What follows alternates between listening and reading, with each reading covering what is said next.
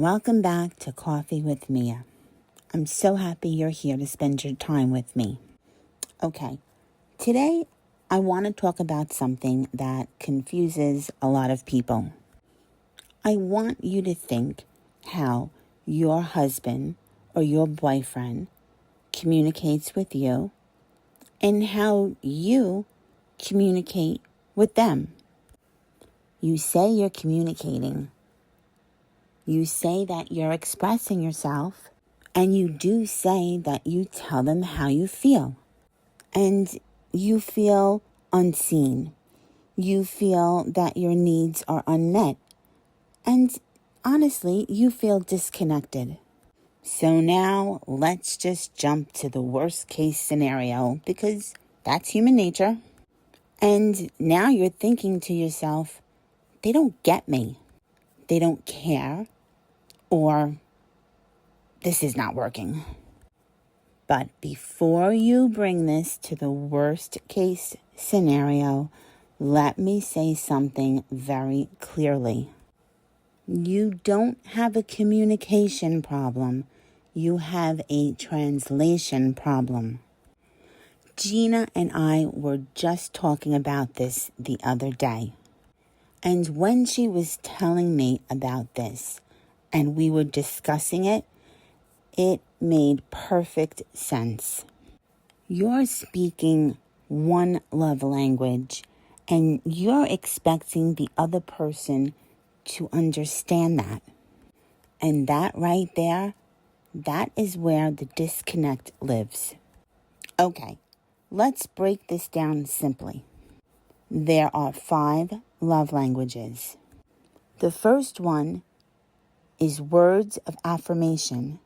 You feel loved through words, compliments, reassurance, and being told that you matter. The second one is acts of service. You feel loved through effort. Someone doing something for you without being asked. The third is receiving gifts. And it's not about money. It's about them saying to themselves or saying to you, I saw this and I thought of you. The fourth love language is quality time.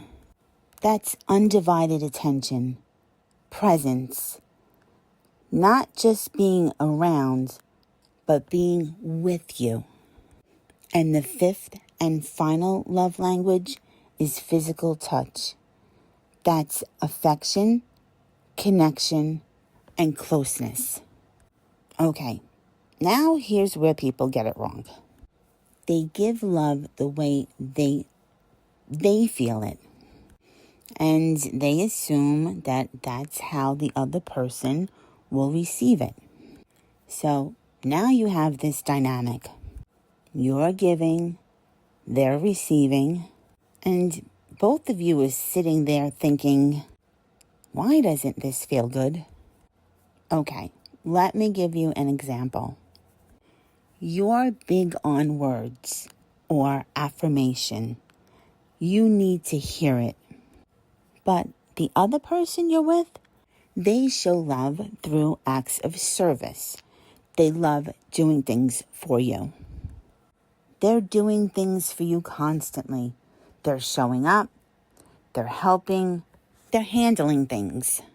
And you're sitting there saying to yourself, yeah, but they never say anything. So now you feel unloved. And meanwhile, they're sitting there thinking, I do everything for this person and it's just never enough. Now, that's not lack of love. It's not lack of communication. It's lack of translation of everyone's love language. And dare I say this, but here's the part most people don't like to hear. Just because someone loves you, it doesn't mean that they know how to love you. And just because you love someone, it doesn't mean that you're loving them in a way they can feel. Okay, so what do? Well, first you stop assuming, you stop testing, and please stop silently keeping score. This is where you start getting honest. Not dramatic, not emotional, just clear. And you tell them, this is what makes me feel loved. And now, this part is important. You also pay attention to how they give love, because that's their natural love language. This isn't about changing who you are or changing who they are.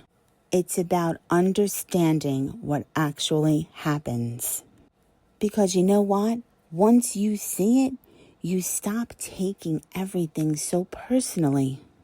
And now you start asking better questions. You ask yourself, are they not showing up? Or am I not recognizing how they're showing up? And that shift right there, that changes everything. The right person isn't just someone who loves you. It's someone who learns how to love you in a way that you can feel. Thank you, as always, for spending your time with me. And just so you know, this is the first of a 3-part series about the 5 love languages. I will see you in the next episode.